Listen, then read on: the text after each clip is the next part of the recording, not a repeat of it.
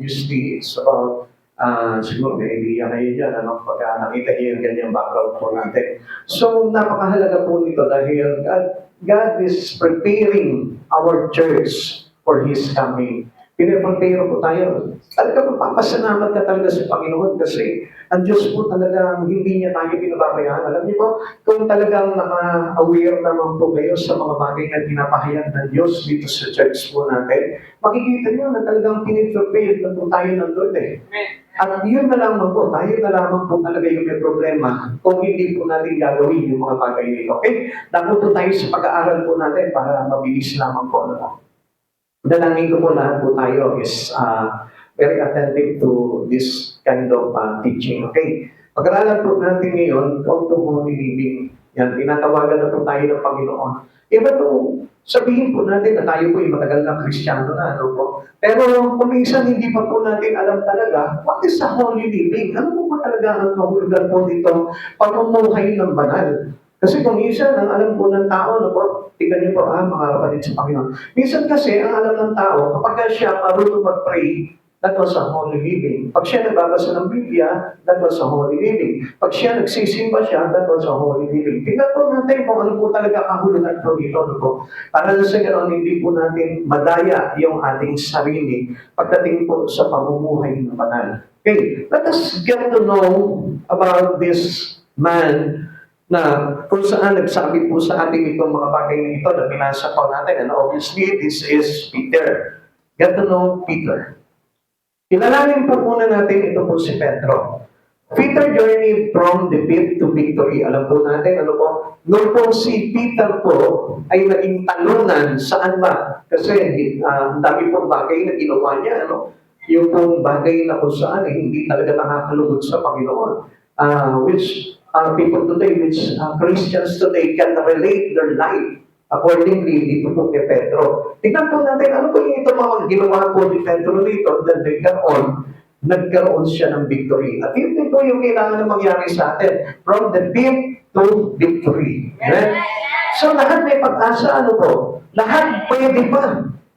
Kaya nga lang, kailangan natin malaman yung paraan para na sa ganoon, magaya po natin yun at magtagumpay din po tayo. Tingnan po natin si Pedro.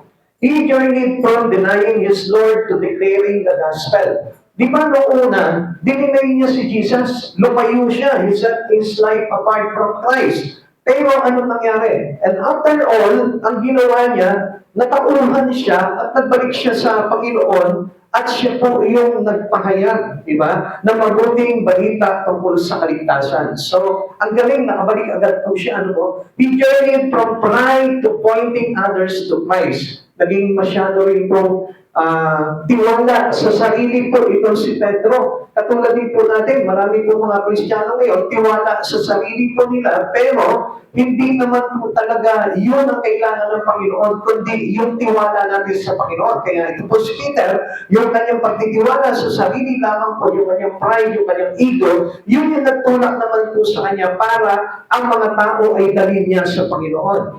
He journeyed from an explosive temper to walking as Jesus walked. Marami pa rin po mga Kristiyano ganyan, very explosive, masyadong mabilis sumagot. Amen? Tanongin mo ngayon, katabi mo ngayon, ikaw ba Kristiyano matagal na, sumasabog pa? O iba yata ang sumasabog sa'yo kapag hindi ka naliligo. Ayan, hindi naman dapat tayo mga Kristiyano ngayon, hindi tayo explosively, kumbaga parang kapag halimbawa may nakaalitan ka, ay naku, laban, ano po. Hindi na po dapat tayo po ganun, ano po. Kaya babantayan din po natin yun. At dito po natin makikita kay Pedro kung paano po siya naging katulad natin noong araw.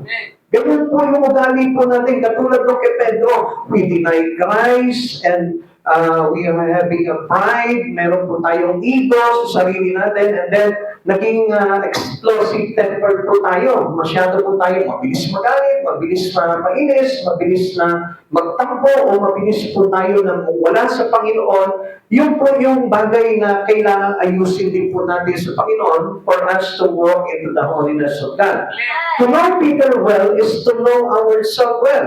Doon din po natin makikilala kung ano yung kalagayan din po natin ngayon. Katulad po dito kay Pedro. Ngayon, kung hindi mo kilala po ito si Peter, ito po si Apostol Pedro, hindi po natin makikita yung mga bagay na kailangan din po natin ayusin o ipaayos sa Panginoon para tayo po ay makalakad sa kabanalan ng Panginoon. Peter's struggles and successes are much like our own. Katulad din po sa ating po yan. Alam niyo, dito po sa pagkakataon po na ito, tayo po lahat na nandito ngayon, katulad po natin si Pedro.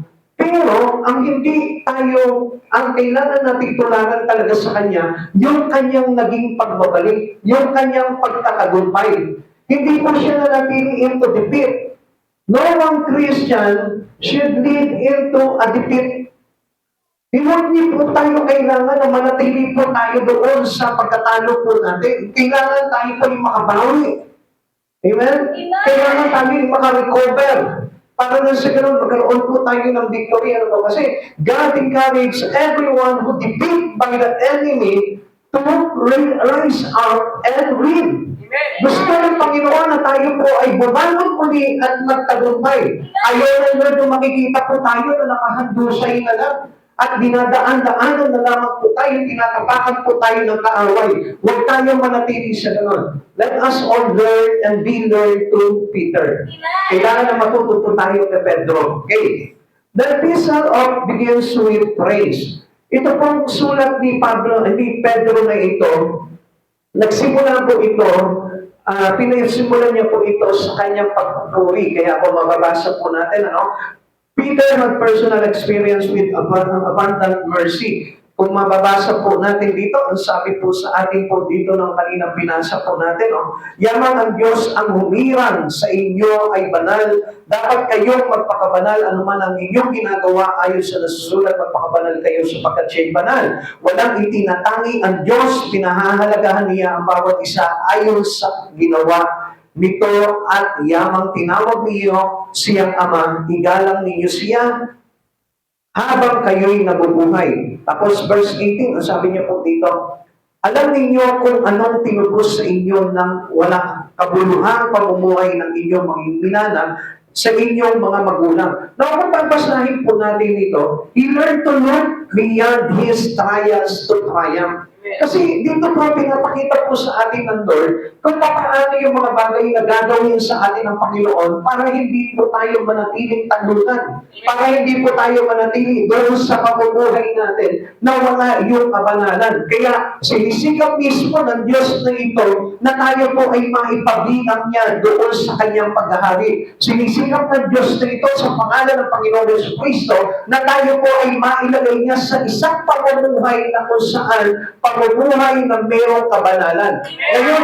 papakita po sa atin dito ni Peter kung paano nagsimula itong sulat niya ito na mayroong pagpupuri sa Panginoon dahil siya po ay nagkaroon ng pagtatagumpay galing sa kanyang pagkatalo. Okay, 1 Peter chapter 1 verse 3 to 5. Pasalamatan natin ang Diyos at Ama ng ating Panginoong Jesucristo. Tingnan nyo, dahil sa laki ng habag niya sa atin, tayo binigyan niya ng isang panibagong buhay sa pamamagitan ng muling pagkabuhay ni Jesucristo. Ito ang nagbigay sa atin ng isang buhay na pag-asa na nagmamana tayo ng kayamanang di masisira, walang kapintasan at di kukupas na inihanda ng Diyos sa langit para sa inyo. Sa pamamagitan ng inyong pananampalataya, iniingatan kayo ng kapangyarihan ng Diyos habang hinihintay ninyo ang kaligtasan na handang ihayag sa katapusan ng panahon. So, God is getting us to be ready. Amen. So, yung pong abundant mercy ng Lord, yung pong kanyang habag sa atin, yung laki ng habag na yun, yun yung nagpapahanda po sa atin para na sa pagbabalik ng Panginoon, maratnan po tayong maayos. At nakita niyo naman po kung ano naman po talaga yung ginawa ng Panginoon Jesucristo. No? Pinagsikapan niya talaga. Hinagdog niya yung kanyang sariling buhay para maligtas po tayo. At para magkaroon tayo ng pag-asa na muli tayo bubuhayin ng Panginoon dahil siya ang unang binuhay. So, mga kapatid sa Panginoon, there is no regret choosing God in our life. Choosing to learn about Him in Him. So, napakaganda po na talagang matutunan po tayo ng ganap sa ating Panginoon. At huwag po natin sasayangin yung mga bagay na natututunan natin sa Panginoon. We really need to pursue it into our living sa ating pamumuhay. Pamuhay natin ang ganap po yung mga bagay na yun. Huwag po natin iniisang tabi lamang po yung mga bagay pagdating sa Panginoon dahil hindi pa magaganap yung holy living. Tandaan po natin, hindi magaganap yung banal na pamumuhay kung isinasantabi lamang po natin yung mga bagay na natutunan natin sa Panginoon. Do not put things that we learn from God and totally deny. Huwag po natin hayaan po na pababayaan lang natin o hahayaan lamang po natin yung mga bagay niyon dahil napakahalaga po ito dahil ito yung nagtuturo sa atin ng kabanalan. Kaya alam niyo mga tao, mga kapatid sa Panginoon, kung mapapansin po natin, ito po yung the hate most of men today, living in the holiness of God. Kasi bumabangga po ito sa personal na pamumuhay ng tao ngayon. Kaya ito po yung inaayos ng Panginoon sa atin. Alam niyo mga kapatid sa Panginoon, kung bibigyan mo lang po ng karapatan ng Panginoon na makagalaw sa buhay mo, makikita mo ang Diyos ang gagalaw sa buhay mo. At pagtutulungan mo ang Diyos na baklasin lahat ng mga bagay na hindi nakalulugod sa buhay mo. Alam niyo, tayo po yung may problema Kasi ang Lord po talaga is willing for us to prepare. Gusto ng Diyos na i-prepare lahat ng tao, especially those who believe in Him. Alam niyo, kalimitan po ngayon, marami po talaga nananampalataya sa Panginoon. Kaya lang, ang problema, yung pagbabagong buhay. Yung pamumuhay sa kabanalan ng Diyos. It is really needed. Kailangan po talaga yun. Dahil yung pamumuhay natin sa kabanalan ng Diyos, yung din po yung maglalagay sa atin sa buhay na walang hanggan. It doesn't mean that you accept Almighty God in your life. It is not enough for us to accept only Jesus, but we need to accept the life that is needed for us. Yung buhay na gusto ng Diyos na mangyari sa buhay po natin. What He really wanted for us to be in this life, yun ang kailangan na maipulso po natin sa buhay po natin. And allow it to happen into you. Kailangan na pahintulutan mo na mangyari sa buhay mo itong mga bagay nito. Kaya nga mapapansin po natin, di ba? Halimbawa, sa mga anak lamang po natin, ang hirap nilang samuyin. Kung ano yung gusto nila, kung ano yung maibigan nila, yun ang ginagawa po nila. Which is, ganun din po tayo sa Panginoon. Minsan, kung ano yung maibigan natin, yun ang ginagawa natin. Pero that is not appropriate into what God's calling about living. Kapatid sa Panginoon, ang gusto ng Lord talaga, ang tao ay matutong mamuhay sa kabanalan. At yung kabanalan na yun ay makukuha lamang po natin when we commit our life into Christ Jesus. Now, tingnan po natin. Why does Peter call us into holy living? Bakit po ba tayo inanyayahan nito po si Pedro para mamuhay po ng banal? Why? Una, we all know that God is holy. Alam natin na ang Diyos ay banal. Kaya nga tayo po ay mananampalataya ni Kristo. Listen, mga kapatid sa Panginoon, kung tayo po ay mananampalataya ni Kristo, He is God and He is holy. So sa madaling salita, if He is our God, kailangan yung pagiging holiness niya, adapted po natin yan. Siya yung Diyos natin Now, tingnan niyo mga kapatid sa Panginoon, may kasabihan po tayo sa mundo. Sinasabi po natin, like father, like son. Kung ano yung tatay, siya rin yung bunga. Katulad yan. Like mother, like daughter. Like mother, like son. Amen? Now, kung mapapansin po natin, mayroong naging resemblance yan. Mayroong pagkakaparehas yan. Sino po dito ngayon yung mag-ama? Tingnan po natin. O mag-ina. Yan. Turo mo yung anak mo. Kung mapapansin mo, kung tititigan mo yung anak mo, makikita mo mayroon kayong pagkakamukha. At Sa kilos niya, sa galaw niya, kahit bata yan, makikita mo, meron kayong parehas na galaw, parehas na salita, parehas na kilos. Why? Because you are related to each other. Mag-ama kayo, mag-ina kayo, kaya meron kang makukuha dyan, may makukopya ka dyan. Ganon din po tayo sa Panginoon. Because God is holy, we need to be holy. Kapag hindi ka holy, kapag ang buhay natin ay hindi naging holy o hindi banal, ay tayo, He is not your God. Because our God is holy. Okay, tingnan po natin. Sabi po dito ng verse 15, He which hath called you is holy. Ang tumawag po sa atin ay Diyos na banal. 1 Peter chapter 1 verse 15, makinig po kayo mabuti na po mga kapatid sa Panginoon. Dahil ang Diyos na pumili sa inyo ay banal, dapat din kayong magpakabanal sa lahat ng inyong ginagawa. Okay? Listen to this, kapatid sa Panginoon. Sabi po dito, dahil ang Diyos na tumawag sa atin at pumili sa atin ay banal, dapat din tayong maging banal. So sa madaling salita, yung mga bagay ng kabanalan na ito, yun ang kailangan makita sa pamumuhay ng isang taong tumanggap kay Jesus. Alam niyo mga kapatid sa Panginoon, this represent your relations to God.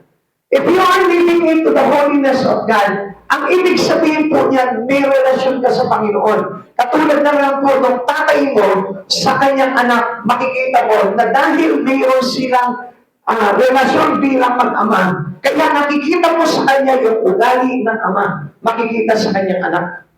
Ganon din po tayo kapag tinanggap natin si Jesus sa buhay natin. We are no longer a children of the world, but we are already a children to our God. So supposed to be unang-unang dapat na makita sa atin if you have relations to Christ Jesus is yung kabanalan ng Diyos. So kaya inaanyayahan tayo ni Pedro dito na tayo po yung mamuhay bilang banal. And you must know and you must see to it na makita mo yung kabanalan ng Diyos. Kapatid sa Panginoon, sino po ba dito yung nakakita na ng kabanalan ng Diyos? Naku, nag-aalinlangan po kayo, no? Okay, para maintindihan niyo po. God's holiness is declared throughout the Bible. Ito po yung mga tao na ito, nakita nila at natutunan nila yung kabanalan ng Diyos. And we must also see and learn that God is holy. Kailangan matutunan natin yan. Alam mo, hindi ka magiging banal kung hindi mo alam yung kabanalan ng Diyos. Kaya nga makikita mo, samba ka na samba sa Panginoon, worship ka ng worship sa Panginoon, pero hindi mo alam yung kabanalan ng Diyos kung ano ang ginagawa niya sa buhay mo. Kaya alam niyo, marami pong mga Kristiyano, they don't mind about the Spirit of God in them. Binabaliwala po nila, hindi nila pinapalaruan, binibigyan ng halaga yung mga bagay na yun. Alam niyo kung bakit? Because still, they didn't yet learn about the holiness of God. Hindi pa rin sila natututo sa kabanalan ng Diyos. And let us see, these people who learn that God is holy. Unang-una si Moises. Moises learned that God is holy. Through the burning bush, yung puno na naglalagablag, nakita niya doon sa puno na yon na mangha siya na hindi nasusunog pero nag-aapoy. So alam niyo pa kung ano yung kinamanghaan niya doon? It is not na hindi yung puno ay nasusunog, kundi naramdaman niya yung kabanalan ng Diyos doon. Na nandun. And you must see to it na ganun din po tayo. Minsan umaangkit tayo dito sa church dito, namamangha tayo. Minsan ang kinamamanghaan lang natin, uy, ang galing naman ng song leader. Uy, ang galing naman ng preacher. Uy, ang galing naman ng mga worker. Yun lang yung kinamamanghaan natin. And supposed to be, ang hindi natin natutunan at nakita, yung bagay na banal sa ating Panginoon. At yun yung kailangan na makita po natin, matuklasan natin. Every worship, kung ano man yung mga bagay na ginagawa natin, for the glory of God, ang unang-unang dapat na maramdaman ko dyan is the holiness of God. Because God is holy. Nakaupo ka ngayon dyan, dapat ang maramdaman mo dyan, hindi pagkainip, hindi pagkabagot, hindi pagka walang bahana, kundi ang dapat na maramdaman mo dyan, God is holy. Amen.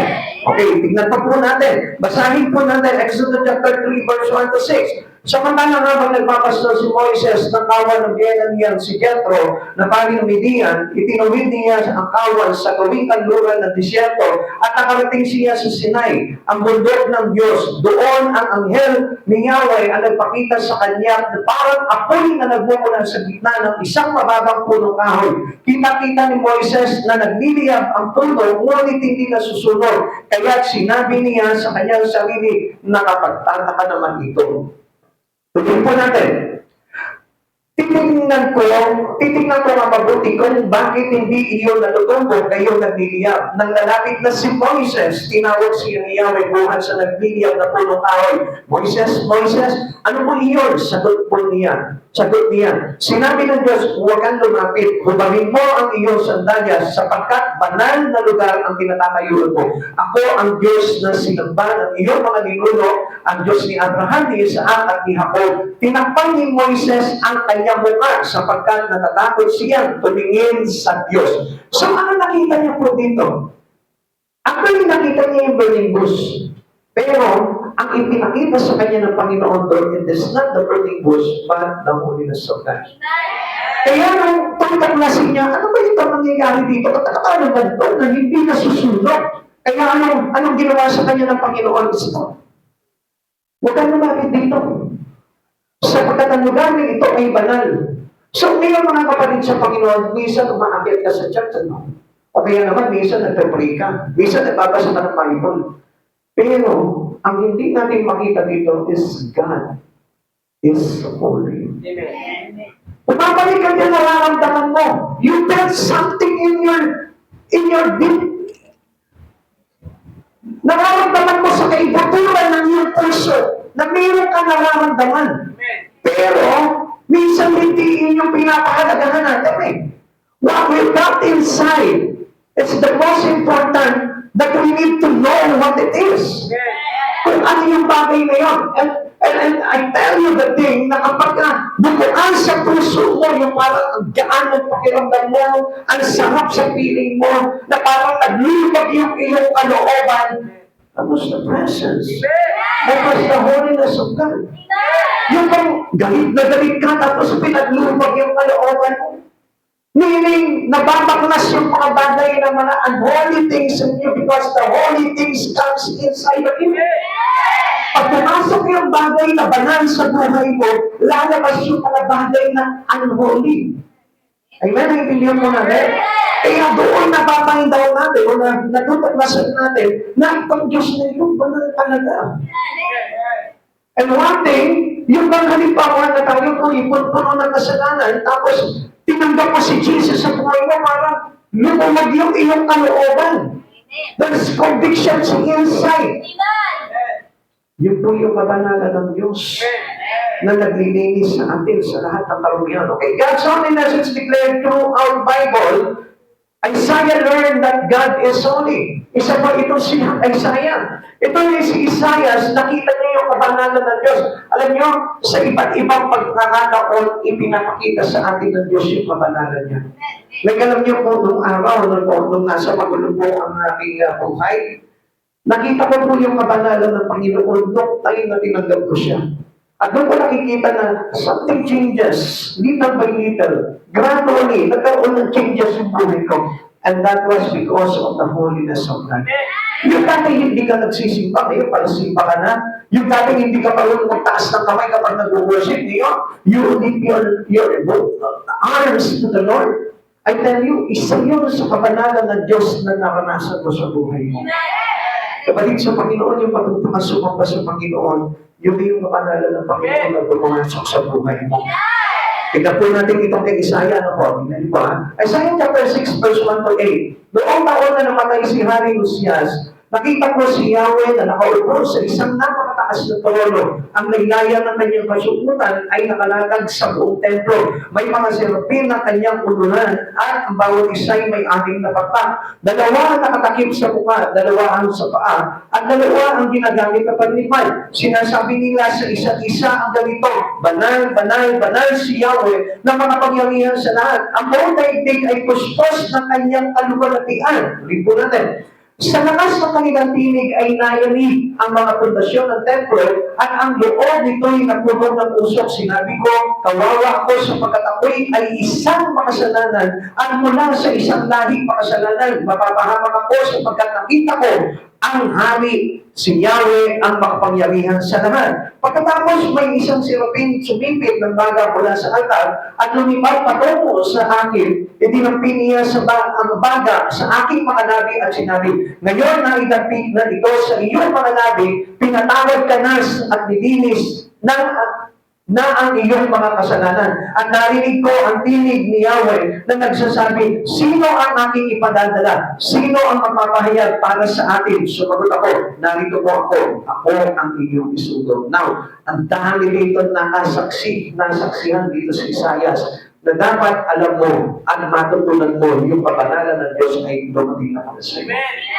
Una-una tignan po natin kung paano mo maranasan. Paano, Pastor, sa side ko? Pinakita ko sa akin ang audio ni Isaiah kung paano niya natuklasan yung kapanalan ng Diyos. Sa akin, ngayon, okay, listen. Verse 5, balik tayo sa verse 5. Sinabi ko, kawawa ako sapagkat ako ay isang makasalanan at mula sa isang lahing makasalanan. Mapapahamak ako sapagkat nakita ko ang hari, si Yahweh, ang makapangyarihan sa lahat. Conviction. When convictions come inside of you, natutunan kang makonvict sa bawat kasalanan, sa bawat mali, sa bawat pagkukulang na ginawa mo sa Panginoon. It comes to you, the holiness of God. Doon pa lang naranasan mo yung kabanalan ng Diyos. Isa ito sa nailagay sa kanya nung nakita niya yung kabanalan ng Diyos. Nung makita ni Isaias, yung mga anghel na nagpupuri at sinasabi nila, dinideklaran itong mga anghel, banal, banal, banal ang Diyos na makapangyarihan sa lahat. Kapatid sa Panginoon, it comes the conviction comes inside of Isaiah's heart. Ikaw kung nakukulbig ka sa mga nagagawa mong pagkakasala, ang ibig sabihin niyan, you know already the holiness of God. Kaya ang pinapatay natin yung conviction as supposed to be dapat through our conviction, it comes out na tayo ay nailalagay din sa kabanalan ng Diyos. Na kailangan tayo rin po ay nagiging banal. Amen. At yun yung nagtutulak sa atin to keep our life away from sin. The holiness of God is very important things into every Christian living. Sa ating pamumuhay, napakahalaga ng kabanalan dahil yan yung magtataboy sa iyo palayo sa kasalanan. That was conviction. Okay, tignan pa po natin yung sinabi po dito. Verse 6. Pagkatapos may isang anghel isang seraping sumipit ng baga mula sa altar, lumipad patungo sa akin, itinampi niya ang baga sa aking mga labi at sinabi, ngayon na idampi na ito sa iyong mga labi, pinatawad ka na at nalinis ang iyong mga kasalanan. And what is this? The words of God. Kapag ang words of God supposed to be ay namumutawin na sa labi mo, ibig sabihin yan, you already know that God is holy. Amen? Amen? And later on, ano pa po yung deeply na mangyayari sa buhay ng isang Kristiyano if he noticed that God is holy. Ano ngayon? Ito na yun. Verse 8, at narinig ko ang tinig ni Yahweh na nagsabi, sino ang aking ipadadala? Sino ang magpapahayag para sa atin? Sumagot ako, sabi ni Isaias, sumagot ako, narito po ako ang inyong isugod. When you already know that God is holy, you present your life to God to be used to share the words of Him. Amen. Ikaw mismo. Ikaw mismo mag-order sa Lord, Lord, use me. Equip my life to share the gospel, to preach the gospel to all nations. Ikaw na mismo magpipresenta ka. Hindi mo itatago yung bagay na yun sapagkat nung maranasan mo yung kabanalan ng Diyos, kasabay nun, dumating at dumampi sa labi mo yung tinatawag na buhay na salita ng Diyos. Amen. Come on. Listen to this. Di ba may sinabi ang Bible na ang salita ng Diyos ay parang apoy na tututok? Amen? At yun po yung idinampi sa bibig po nito si Isaiah para magtaglay siya nung salita ng kabanalan na yun. Kaya napakahalaga po nun. If you know that God is holy, dapat namumunawi na sa bibig mo, dapat ikaw ay nagpapahayag na ng salita ng Diyos at dapat punong-puno ka na ng conviction every time that you do wrong.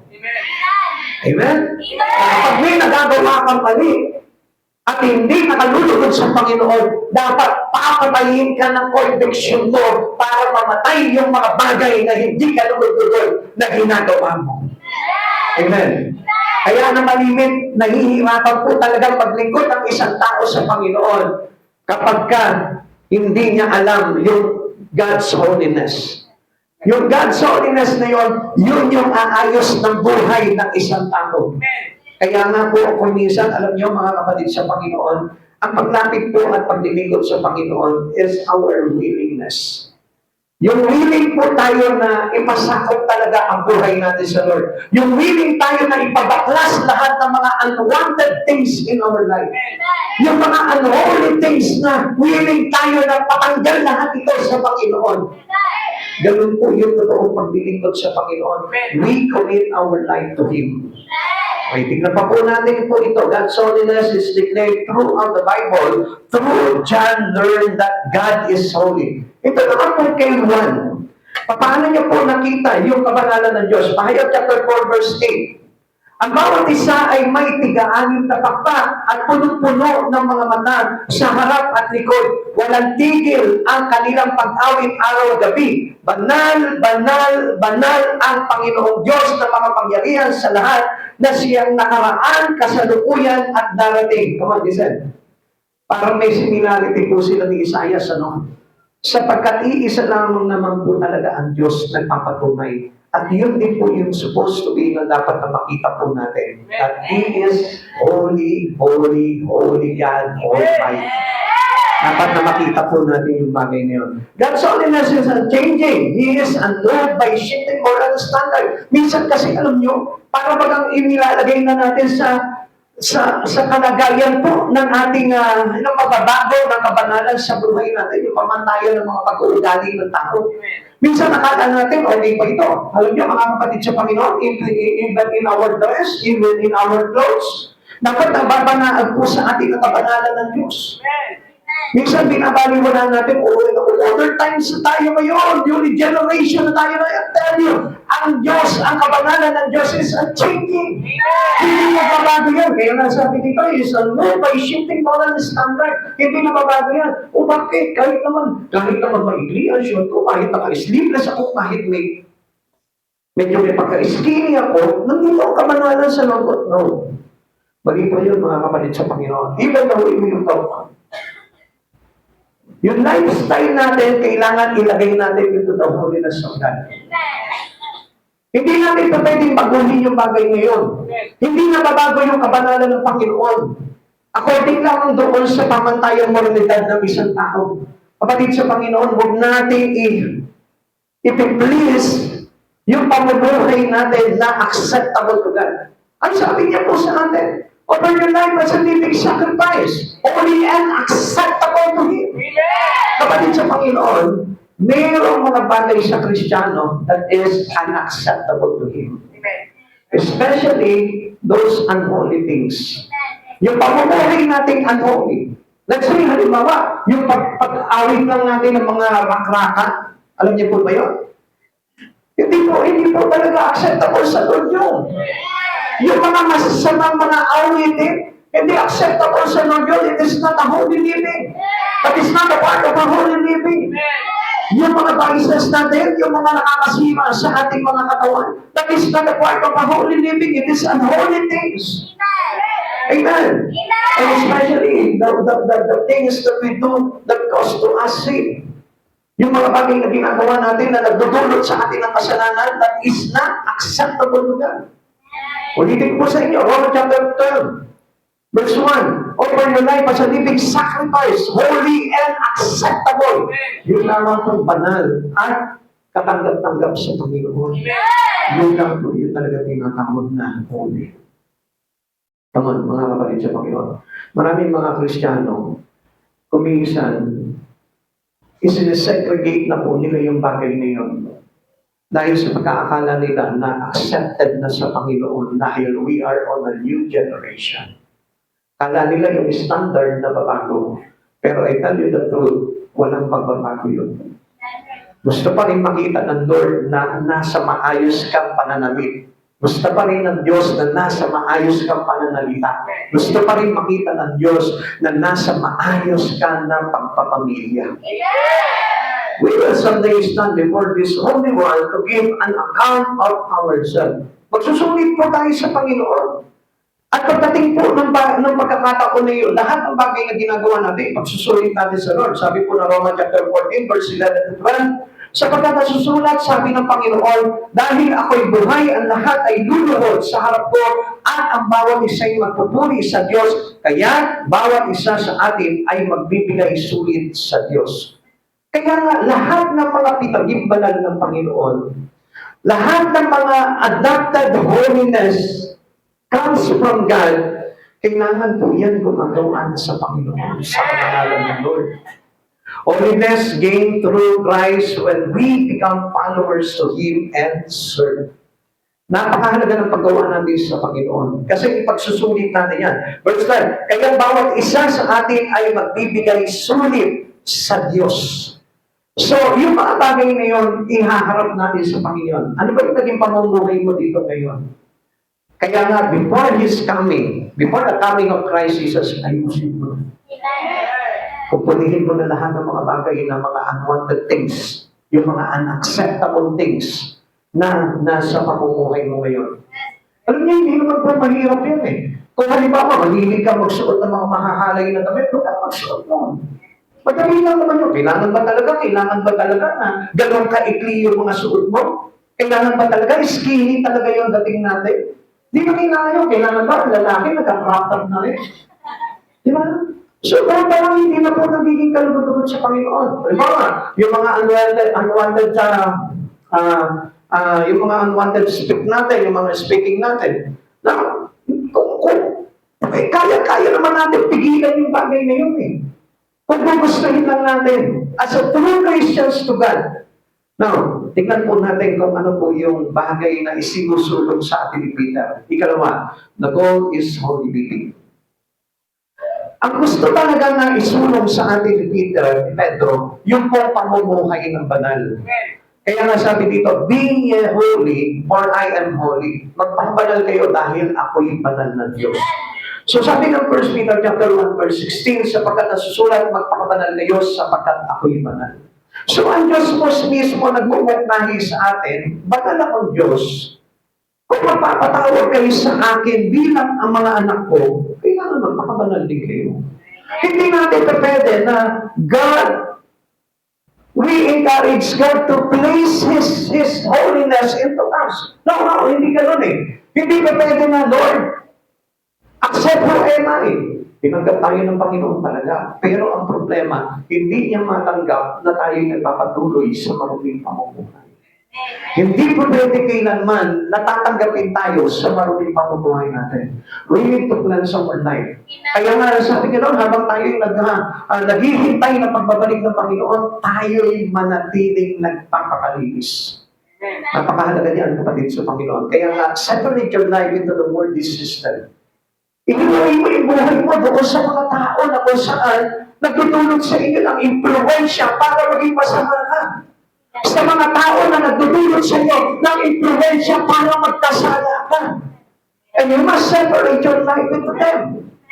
At kailangan na matutunan natin yung mga bagay niyo. We cannot be with God without holiness. Hindi tayo kailanman na mapapas sa Diyos pagdating ng araw kung wala po yung kabanalan. Because it is written, no one can see God without holiness. Walang makakakita sa Panginoon kung wala ang kabanalan. Sabi po ng Hebreo chapter 12 verse 14, sikapin ninyong mga sundo ang lahat at magpakabanal sapagkat hindi ninyo makikita ang Panginoon kung hindi kayo namumuhay ng ganito. Come on.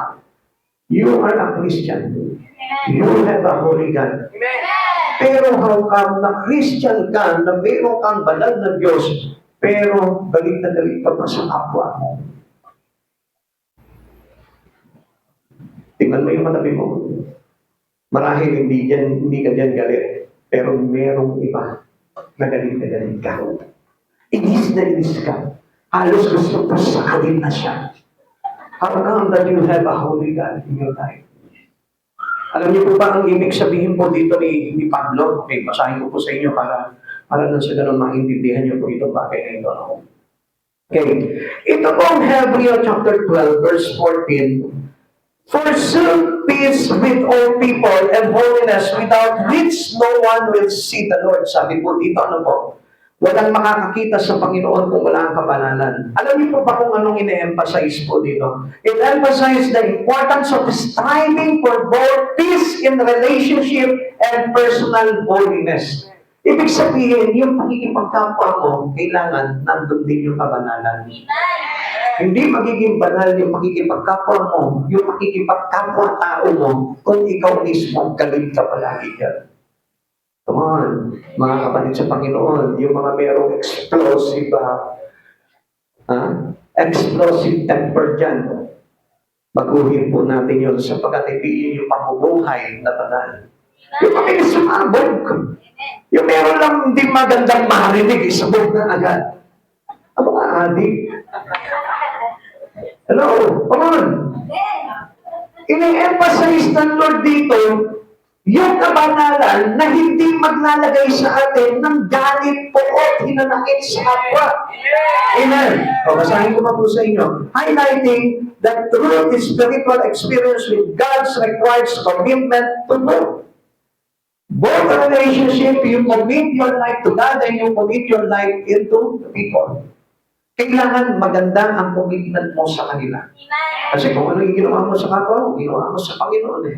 So, sa madaling salita, kung gigil ka dyan sa katabi mo ngayon, baka mamaya pati ang Diyos masakal mo. Kumawa naman ang Lord, ano? Iisang holy God, pero galit na galit ka sa kapwa mo eh. Amen? O sabihin mo sa katabi mo ngayon, simula ngayon, wala nang galit-galit. Bati-bati na tayo ngayon. Let us pursue the holiness. Okay, tignan po natin. Ano po ba yung kumbaga ini-elaborate ng Lord sa atin po dito? That we must pursue peace with all people. Lahat ng tao. Sino dito yung may kagalit dito? Asang kumay. Totoo lang. Yung may mga kagalit dito, sister, siguro galit na galit sa asawa niya. Si Nico pa, nakita ko eh. Pagtaas ng kamay na gano'n, si Nico eh. Sino mo dito yung may mga kagalit pa? So you are a Christian. And supposed to be, wala na po dapat tayong mga kagalit. Kaya nga sabi sa atin ng Bible, no fighting Christian. If you are truly a Christian, wala ka na dapat kaaway.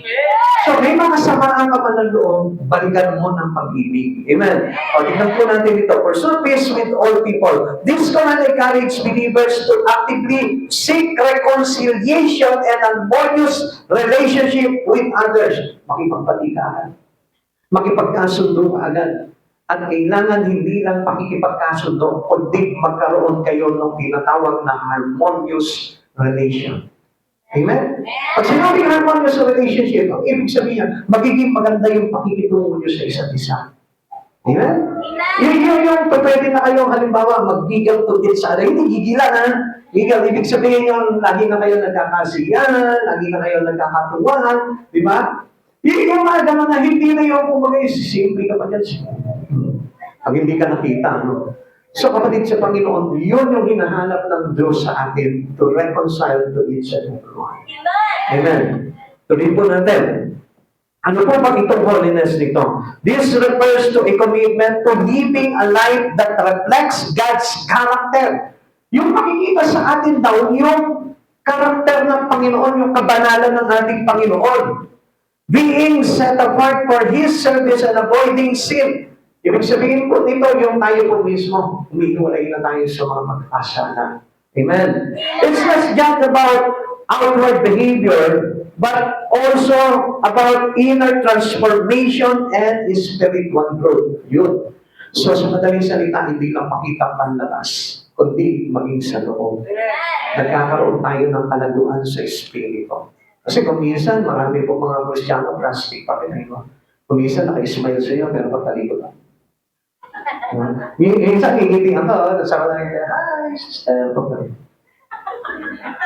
Di ba? Halos parang parang akala mo dudurugin ka na, So mga kapatid sa Panginoon, kailangan be true inside. Diba? Kasi doon po natin nakikita kung meron po tayong tinatawag na spiritual growth. Sino po dito yung hindi na nakikipaggalit? Yung umiiwas na sa kaaway. Ha? Pero may kaaway pa rin.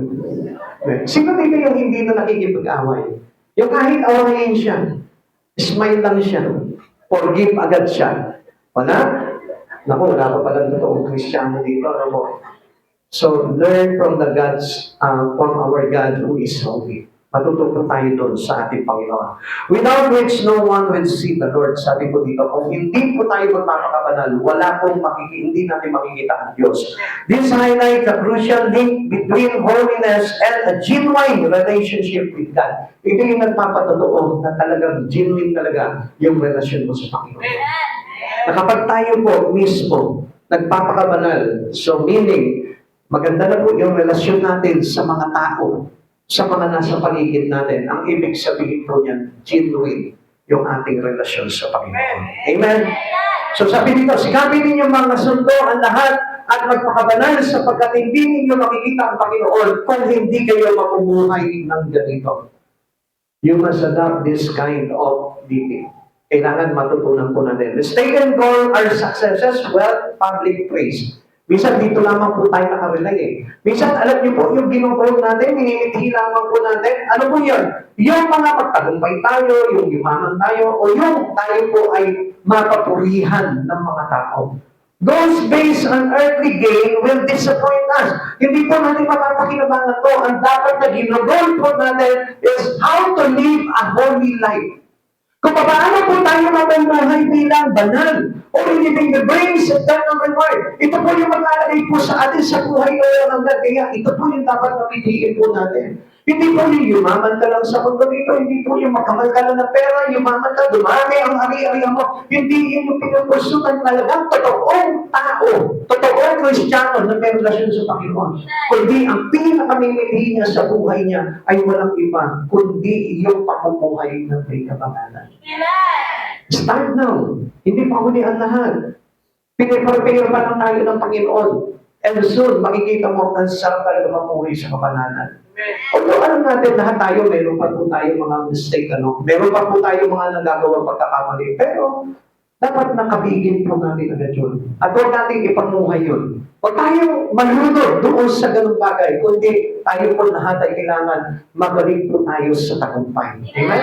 Nagkatulad po nito si Pedro, ano po nangyari po sa kanya? From defeat to victory. Kailangan ganun din po mangyari po sa atin. Tayo po'y naging talunan dahil sa kasalanan. Tayo'y naging talunan dahil sa pagkalunod natin sa mga bagay na makamundo. Kaya ano po dapat natin gawin ngayon? Pursue the holy living. I-pursue natin yung pagmumuhay kay Kristo. Yun yung maging goal natin. Yun po yung maging success natin. Yun po yung maging tagumpay natin sa buhay natin. Holy living identifies us as the children of God. Doon tayo makikilala na tayo po yung mga anak ng Diyos. We are to present our body as holy, living sacrifice to God. Ito po yung sinabi sa Romans chapter 12, verse 1. This kind of commitment reveals God's will for our life. Nahahayag na sa buhay natin yung kalooban ng Panginoon. If you know that God is holy, kailangan makita sa iyo, nagre-reflect sa buhay mo, yung kalooban ng Panginoon. Hindi yung kalooban ng lamang. Maraming mga Kristiyano, kalooban niya lamang yung nakikita sa kanya, hindi yung kalooban ng Diyos. Kaya kalimitan, disobey ka. Kaya kadalasan, anong nangyayari po dito? Even though you are a Christian already, you know God is holy, pero still you disobey God. Nagdi-disobey ka pa rin sa Panginoon. Bakit? Kasi nga, hindi pa rin nakakomit yung buhay natin into God's will. Amen.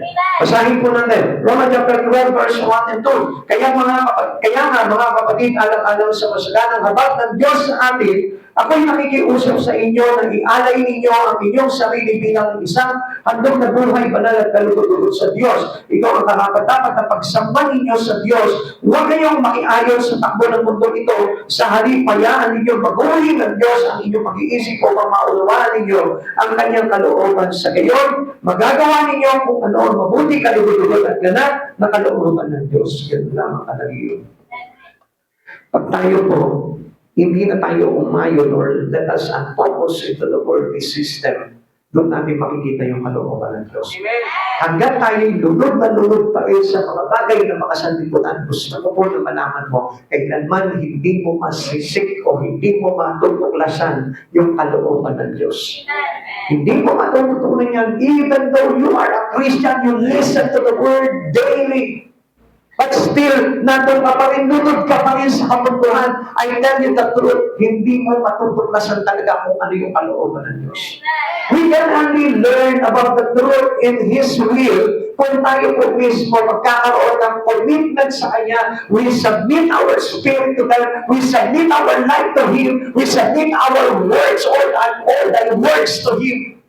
Kapag tayo ipinasakop natin sa Panginoon lahat ng bagay na yun, doon lamang natin malalaman kung paano yung pamumuhay into God's will.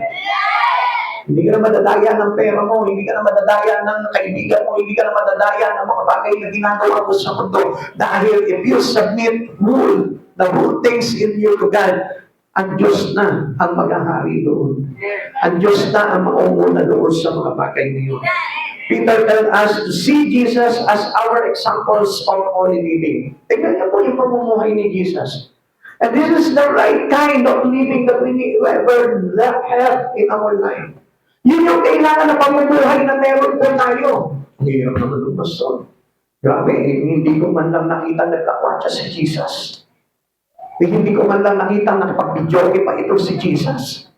Sorry kayo, talagang ganun. Yun yung hinahanap talaga ng Lord Wala tayong magagawa po doon kasi yun yung kalooban ng Panginoon. Sabi nga natin, yung holiness ng Lord is unchanging. It is not immovable. Hindi po natitinag yun, hindi nagagalaw yun, hindi napapalitan yun. Kaya nga, supposed to be tayo mga Kristiyano from the past generations up to the future generation, yun pa rin yung susundin natin kabanalan. Amen. Pero huwag po natin sasabihin, kung yung napagbabasihan po natin, masagwa po yun. Bakit, Pastor? Di ba po ganito, no? Tingnan niyo po mabuti, ha? Kung tayo po ipapase into generation to generation, sasabihin natin na pwede. Kasi pwedeng nagbabago po yung kasuutan, nagbabago yung ugali, nagbabago lahat, nagbabago yung paligid, pero hindi po yung kabanalan ng Diyos. At hindi natin pwedeng makuha yung kabanalan ng Diyos kung tayo mismo magbabago rin tayo ng pananaw pagdating sa Diyos. Kaya you must know the will of God. And Jesus is the example that we need to have kung paano tayo mamumuhay sa mundo ito. Jesus suffered without responding in kind. Tingnan niyo po ito, minsan tayo, kapag nagalit tayo, no? Kapag meron tayong mga bagay na pagturusa sa buhay, naiinis ka na, at ang respond mo na ito, ay naku, pati ang Diyos lamang. Di ba? Amen po ba doon? Amen. Di ba? Kapag halimbawa, nakaranas ka ng pagdurusa, pati ang Diyos, dinadamay mo, hindi na ako magsisimba. Pero bakit ganito? Ang hirap ng nangyayari sa buhay ko. Minsan ganun po tayo eh. Jesus was reviled but refused to react in anger. Nilapastangan siya, inalipusta siya. Hindi man lang nag-react ito si Jesus. Kabanalan po, tawag doon. Yung merong ang kagalit, iniinsulto ka, nilalait ka, pinagsasabihan ka, pinagkakalat ka, pangit niyan. Hindi lang pangit ang mukha niya, pangit pa ugali niyan, pangit ang lahat dyan, wala kang makikita maganda dyan. Alam mo, ang sukli lang ni Jesus doon, it is a simple smile na mayroong pag-ibig pa rin sa puso. Kaya nga sabi ko nga po sa inyo, nang bumuhay sa kabanalan po, hindi po yan explosive temper. Amen? Hindi yan yung madaling sumako. At doon po nakikita sa atin si Jesus, na kapag tayo nilalapastangan, inaalipusta, hindi tayo nagpapakita ng galit. Amen? Sino po dito yung mga inalipusta na? Inapi. niyurakan, binigwasan, na jombag. Sino po dito? Gumanti. Wala kang kabanalan ng Diyos. Amen? Sino po dito yung pinagsalitaan ng masakit? Gumanti. Wala sa iyo yung kabanalan ng Diyos. Sino po dito yung hindi na intrigahan ng sweldo ni Mister, nagwala na? Wala sa iyo yung kabanalan ng Diyos. Amen? Tandaan po natin, hindi tayo kailangan maging explosive temper. Hindi yung madaling sumabog. Dahil like Jesus, He is quiet and very meek. Makikita po natin yung kanyang kababaan ng kalooban. We are to follow His step. Yun po yung kailangan sundin po natin sa buhay po natin. Amen? Kaya nga ayaw ng Diyos ng competition eh. Ayaw ng Panginoon ng rival eh. Kasi ang Diyos hindi po talaga nakikipag-rival. Si Jesus hindi po talaga nakikipag-kompetensya. Kundi ipinapakita niya lamang yung pagsunod niya sa kanyang Ama. 1 Peter chapter 2, verse 21-25. Ang pagtitiis ng hirap ay bahagi ng pagkatawag sa inyo ng Diyos. Uy, ulitin po natin ito mga kapatid sa Panginoon. Ang pagtitiis ng hirap ay bahagi ng pagkatawag sa inyo ng Diyos. Kung walang pagtitiis, walang paghihirap, hindi ka tinawag ng Diyos. Ha? Para wala akong marinig doon, ha? Bakit ako, pastor? Relax lang, masamahan, walang katiis-tiis. Hindi ka tinawag ng Diyos.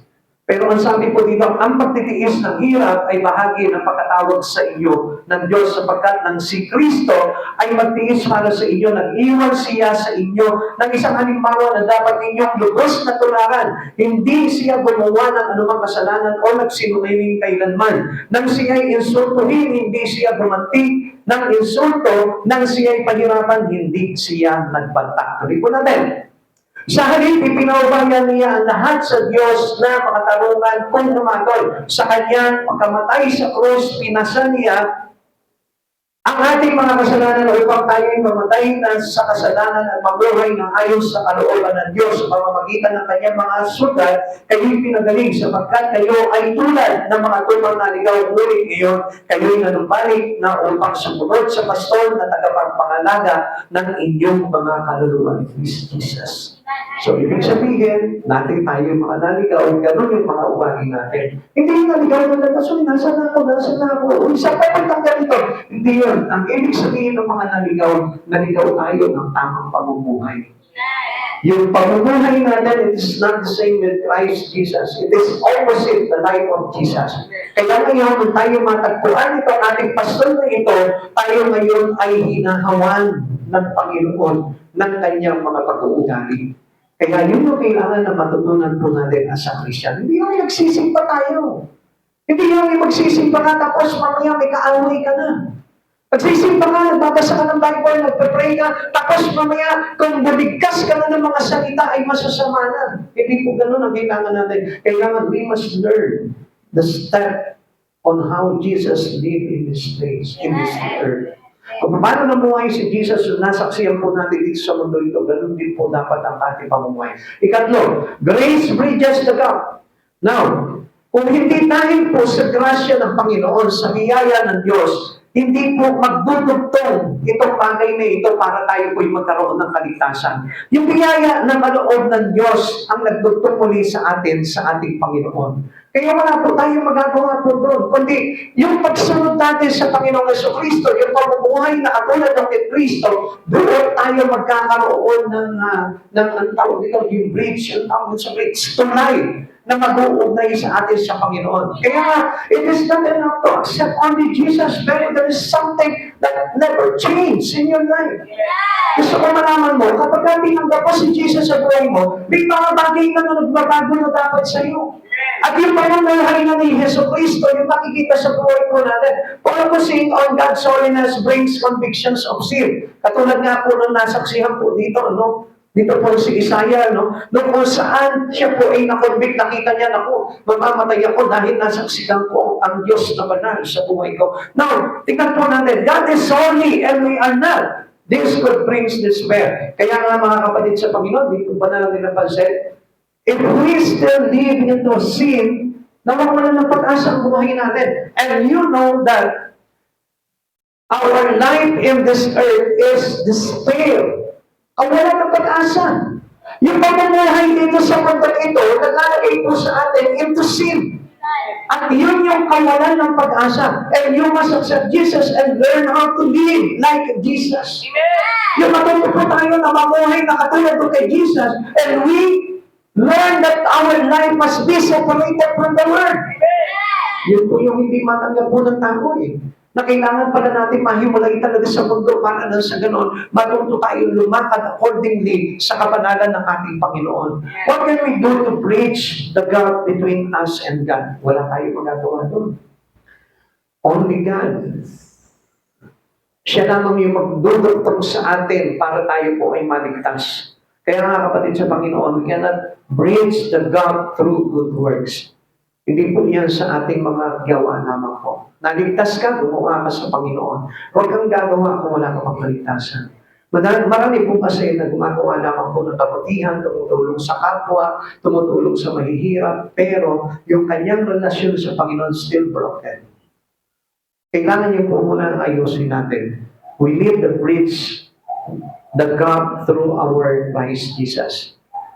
By Christ Jesus, doon lamang magdudugtong yung bagay na yun. Kaya nga sabi po ni Isaiah chapter 64 verse 6, lahat tayo ay naging marumi sa harapan ng Diyos. Ang mabubuting gawa natin marunong basahan ng katulad, nalanta na tayo lahat, gaya ng dahon, tinangay tayo ng malakas na hangin ng ating kasamaan. So, because of this sin, we are strayed from the Lord. Nawala tayo, nalayo tayo sa Panginoon. Kaya nga, kung hindi po natin bibitawan talaga yung mga bagay na ginagawang makasalanan ng sanlibutan ito, hindi po talaga tayo maitutugtong muli sa ating Panginoon. You must learn that. Keep it into your heart. Burn it into your mind. Na hanggang tayo po lunod na lunod sa mundong ito, hindi maitutugtong ng Panginoon yung bagay na dapat na ugnayan natin muli sa ating Ama. Kapatid sa Panginoon, gusto ko po na malaman po ninyo.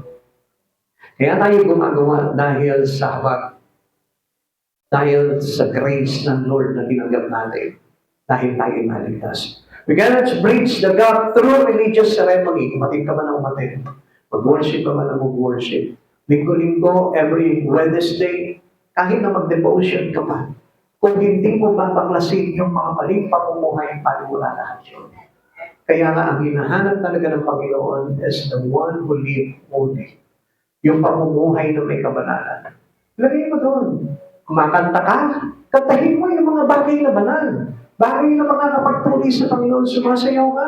Sumayaw ka ng mga bagay na makakapagparangal sa Panginoon. Gumawa ka ng mga bagay parangal sa Panginoon. Hindi yung parangal sa sarili. Minsan tumutulong tayo. Minsan nagkakaloob tayo sa mga mahihirap. Pero hindi pala ang Diyos nakaparangalan, kundi yung sarili lang po natin. Kapatid sa Panginoon, grace bridges the gap between sinners and our holy God. Without that grace, yung habag, biyaya, yung masaganang biyaya ng Panginoon sa atin, yun yung nagdugtong sa atin. Imagine that, ikaw, tayo, na makasalanan, walang kwenta, marumi lamang nabasahan para sa Panginoon. At kahit na anong gawin natin, maruming basahan lamang sa Panginoon. Pero because of the grace of God, yung masaganang biyaya ng Diyos para sa atin, tayo iniligtas. At hindi lang naligtas, itinuring tayong mga anak. At hindi lamang po yun, paglarangalan tayo pagdating ng araw na maparangalan si Kristo katulad niya. Kapatid, yun yung tinatawag na abundant grace ng Lord. Masaganang biyaya ng Panginoon sa atin. Kaya, we gain it through Christ Jesus. Na kapag yung buhay po natin, isinabit natin sa Panginoon, hindi lamang po yung tanggapin natin si Jesus sa buhay natin, kundi kailangan tayo rin tanggap ni Jesus. Na natanong mo ba sa Panginoon, sa mga sandaling ito, tinanong mo ba ang Diyos, Lord, katanggap-tanggap na ba ako sa iyo? Siguro sasabihin natin, oo naman, tanggap na ako ng Lord. And what about your sin that lying into your life? Matatanggap ka kaya ng Panginoon kung nandun pa rin ipinamumuhay mo pa rin? Nakaukit pa rin sa puso mo? Kapatid sa Panginoon, you must accept the fact that we need to live into a holy life. Kailangan. Because that was grace. Yung biyaya, dadaloy sa atin ng masagana. Yung kaligtasan, yung pagiging children of God, yung pagiging kapitan sa kanyang kaharian, kung tayo po mismo ay namumuhay na may kabanalan sa ating Panginoon. Only living cannot achieve through human effort. Kahit na magpagal ka na magpagal, hindi mo makukuha yan. It is by Christ Jesus. Tularan mo siya sa Kristo. Kung ano yung gusto ng Panginoon na pangyari sa buhay mo, yun ang gawin mo. Only living is produced by the Holy Spirit living within. Kaya nga kailangan nandito ang Holy Spirit sa buhay natin. Pakiramdaman mo siya sa oras na ito. Bago tayo magtapos po ng ating pag-aaral, pakiramdaman mo kung nakapasok siya sa buhay mo. At katulad po ni Isaiah, kapag nakapasok yung mabanalan ng Diyos sa puso mo, ikaw mismo, makukonbig ka doon sa mga bagay na mga unwanted things na nagagawa mo sa buhay mo. At yun yung magsasabi sa iyo na, it is time for me to take all this sin or to take this all unwanted things in me. Ikaw mismo magpapasya ka kung talaga nararamdaman mo yung mabanalan ng Diyos. The Holy Spirit brings holiness in those yielded to Him. Kapag ikaw, kinakapit mo na yung buhay mo sa Kanya, dinidikit mo na ng todo yung buhay mo sa Kanya, makikita mo. Ikaw mismo, hindi ka nahihiwalay sa Panginoon. Dahil doon mo matutuklasan na yung kabanalan pala ng Panginoon ang kailangan nating lahat for us to be in His paradise. Tingnan niyo mga kapatid sa Panginoon, dito po natin tatapusin po ito. Galatians chapter 5 verse 22 to 23. Subalit ang bunga ng Espiritu ay pag-ibig, kagalakan, kapayapaan, pagtsatsaga, kabaitan, kabutihan, katapatan, kahinahunan, at pagpipigil sa sarili, walang batas laban sa mga ganito. This God means to us that the holiness of God is inside of you, within you.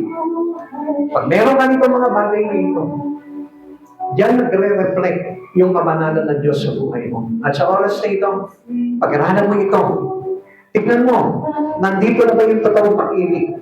Yung totoong kagalakan, kapayapaan, pagtsatsaga, kabaitan, kabutihan, katapatan, kahinahunan, at pagpipigil sa sarili. Kapag meron ka na nito, kapatid sa Panginoon, huwag ka magkakamali.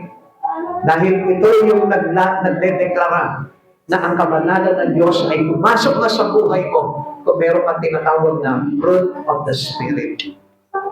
Kapatid sa Panginoon,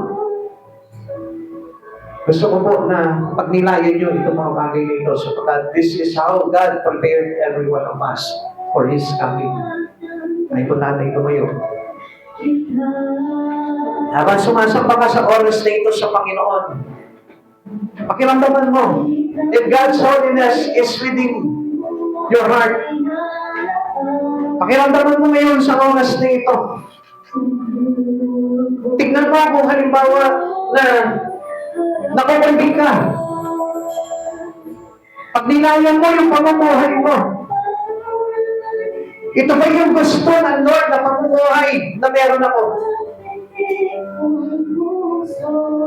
Give your spirit unto the Lord para makapag-ugnayan kayo ng ating Panginoon sa oras na ito. Maaaring sinasabi mo, mabuting tao mo. Maaaring sinasabi mo, mabait naman ako. Maaaring sinasabi mo, wala akong tinatapangan tao. Wala akong nakakaaway.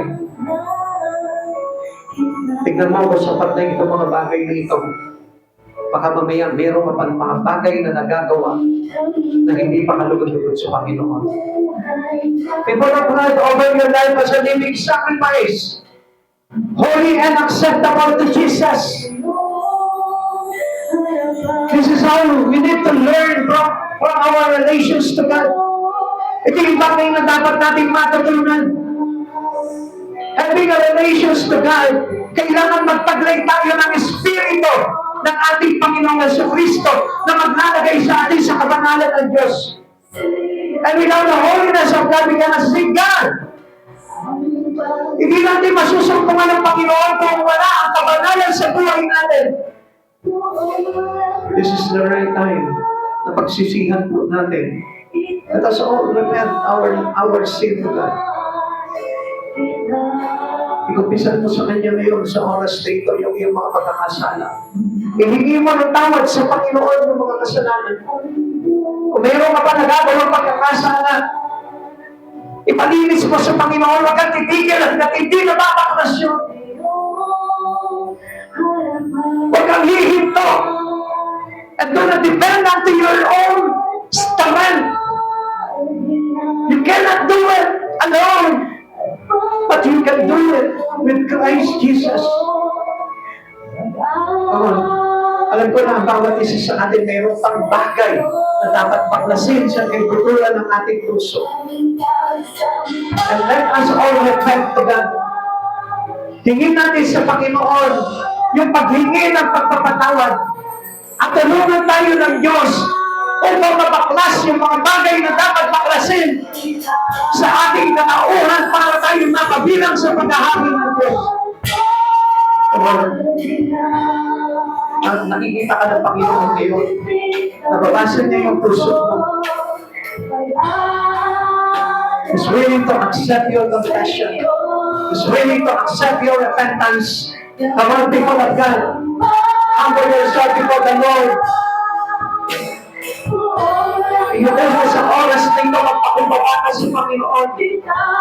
And accept the truth na isa kang makasalanan. You're only just a sinner. Isa lang tayong maraming basahan sa harap ng Diyos. Na kailanman hindi naging kalugod-lugod ang ating pamumuhay. And because of the love of Christ Jesus,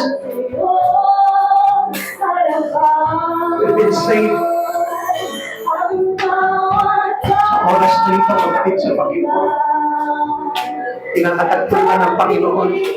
Alam ko na mararamdaman mo siya sa puso mo. Because the holiness of God brings perfections into every heart of a Christian. Alam ko na sa oras na ito, there is conviction inside of you, within you. Deeply into your heart, there is convictions that coming. We all know that every one of us sin in God. We have sinned to Jesus and fall short from His glory. Lord, itulong mo sa Panginoon, Panginoong Jesus. Ito yung ating mga pagkakasala, Lord. Na nais ko, Panginoon, na tulungan mo, Lord. Hindi ko gusto ang kasalanan na ito, Lord. Tulungan mo akong baklasin ito. Kamang ipahayag ko sa Panginoon. Kung ano man yung mga pagkakalang ko sa Kanya, nakikinig ang Panginoon and is willing to accept you. Ang Diyos hindi tayo nire-reject. Ang Diyos hindi tayo tinatanggihan. Is willing to accept every one who fell in His knee, who bow down before Him and repent. Panginoon, tanggapin mo ang aming mga sakot na namin. Tanggapin mo, Panginoon, ang aming mga ofisal.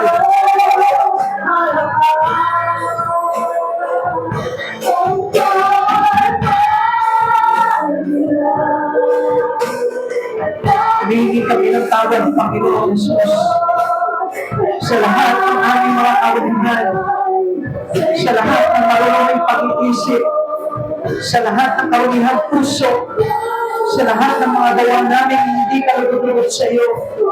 Panginoon, hinihingi namin ang tawad ito, O God, upang sa iyo pagbabalik, O Lord. Maharapnan mo kaming mahilis, Panginoon, sa tulong na rin ng iyong biyaya, O God, at ng iyong masaganang kalooban, Panginoon, ay binubuhos sa iyo ang anak ng marito ngayon, O Lord. Nananampalataya kami, Panginoon, sa bisang ng kapangyarihan ng aming Panginoon sa Kristo at sa tulong ng banal na Espiritu Santo, Lord, nagpapalinis kami sa iyo mula ulo hanggang talampakan, Panginoon Jesus. Linisin kami, Lord, at every one of us, O God. Tulungan mo kami, Panginoon. Sanctify our life, O God. Sanctify our soul, Lord Jesus. Itinudulog namin sa iyo, Panginoon. Linisin mo ang aming mga kaluluwa. Linisin mo ang aming pamumuhay, Panginoon. Patawagin mo kami sa lahat ng aming mga sala. Nagpapakita kami, Panginoon. Hindi kami mabubuhay kung wala ka, Lord. Hindi kami maliligtas kung hindi natin sa iyo, Panginoon Jesus. We need the Holy Spirit. We need the Lord Christ Jesus, our Savior, our personal Savior.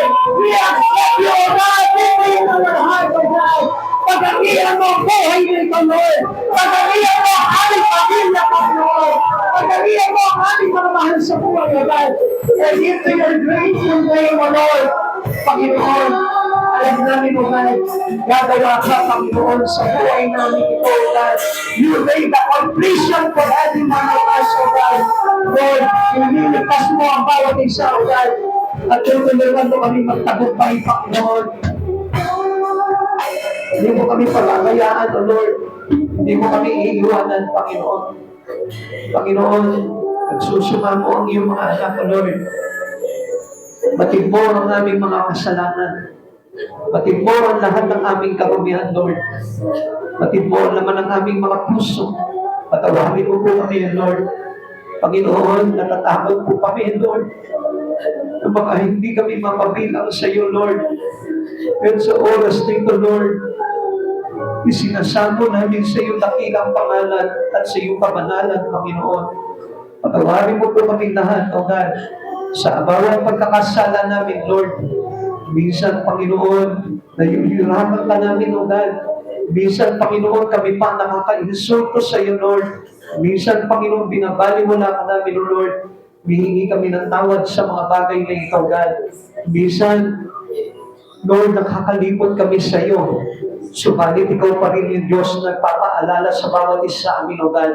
Panginoon, gabayan mo po kami, liwanagan ang iyong kaluwalhatian ng aming puso't isipan. Sa ganun, Panginoon, makalaya kami sa anumang mga tanikala ng kasalanan at sa mga mapang-akit na kaligtan ng sanglibutan ito, Lord. Palayain mo ang bawat isa, Panginoon, sa anumang kabalahan, Panginoon, na nagbubunga sa amin kung bakit kami nalalayo sa iyo, God.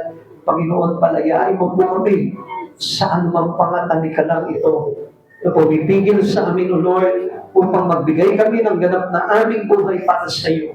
Panginoon Jesus, kailangan ka namin. Kailangan namin ang pagsama mo. Kailangan namin ang kapangyarihan mo, Lord.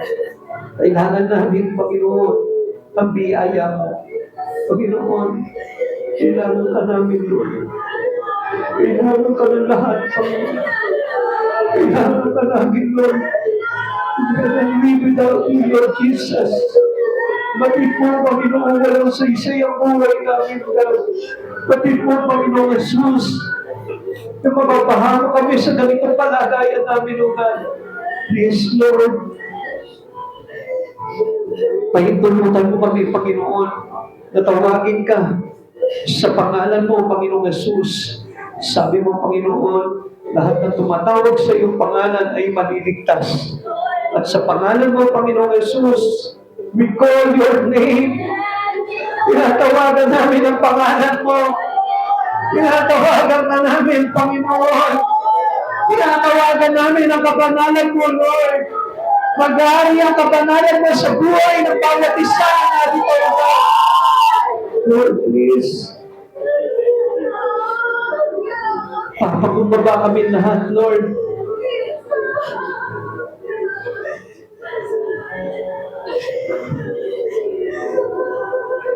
In behalf of this church, O God, we ask forgiveness, O Lord, in every sin of your children, O God. Sabi mo, O Lord, sa sandaling magbalik loob kami, Panginoon, uli mo kami tatanggapin, O God, at papasukin sa iyong kaluwalhatian. Panginoon, maraming salamat po, O God. Ito yung aming inihiling sa iyong dakilang pangalan, O God. Tulungan mo po kami lahat, O God, upang mabago, Panginoon, ang takbo ng aming pamumuhay, O God. Panginoon, huwag mo pong hayaan na lulurin kami, Panginoon, ng mga bagay na makasanlibutan, O God. Makita namin ang kahalagahan ng kabanalan mo, Panginoon, sa aming buhay, O God. Maging sa aming pamilya, Panginoon Jesus. Panginoon, nagpapasalamat po kami sa oras dito, Lord, sapagkat tinatingan mo po kami, Panginoon. Nilagyan mo kami ng conviction, O Lord. Nilagyan mo po kami ng kaunawaan upang sa ganun, Panginoon, hindi kami manatili na napapahamak, O God. Maraming salamat po, Panginoon, at ibinudulog ko po sa iyo ang lahat ng aming mga kapatid. Narito ngayon, O God, Lord, patubayan mo po kami palagi, O God. Lagi mong liwanagan ang aming mga isipan, O God. Upang sa ganun, O God, sa lahat ng aming tatahakin, sa lahat ng mga pagsubok na aming kakaharapin, magtatagumpay kami at mananatili kami, Panginoon, sa kabanalan mo, Panginoon Jesus. Panginoon, maraming salamat po, Lord. Hinihiling ko ang pag-iingat mo sa buhay ng bawat isa, Lord, especially sa aming pag-uwi, sa aming mga tahanan, O God. Lord, maluwalhati kami makauwi, O God. Ligtas kami, Panginoon, at malayo sa anumang gawa ng kaaway, O God. Ingatan mo ang bawat sasakyan po ng iyong mga anak, O Lord. At sa aming mga paglalakbay, O God, Ikaw yung lagi namin kasama, Panginoon, at ang libo-libo mong mandirigmang anghel, O God, ang lagi mangunguna sa amin, O God. Holy Spirit, be with us always, O God. Upang sa ganun, maigay mo po kami, Panginoon, into a holy living, O Lord. Salamat po, Panginoon, sa iyong mga salita na kailanman hindi magkakabula, Panginoon, at ang salita ay daan patungo sa aming kaligtasan. Maraming salamat po, Lord. Bless every one of us, O God. Pagpalain mo bawat isa, O God. Lord, salamat po, Panginoon, sa iyo po namin ibinabalik ang pinakamataas sa papuri pagsamba sa tanging pangalan mo po lamang in Jesus' name. Amen. Amen. God bless po.